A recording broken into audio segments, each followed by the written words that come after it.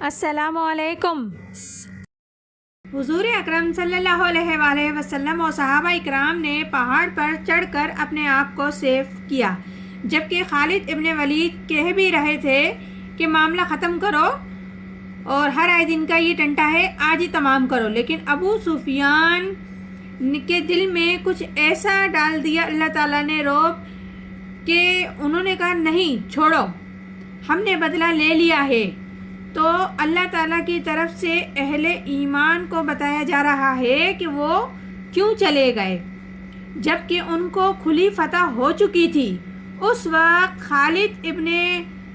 ولید اور ابو سفیان ایمان نہیں لائے تھے، تو اللہ نے کافروں کے دل میں رعب ڈال دیا مسلمانوں کی طرف سے کہ فتح کے باوجود وہ مسلمانوں سے پیچھے ہٹ گئے، ورنہ یہ کہ واقعتاً انہیں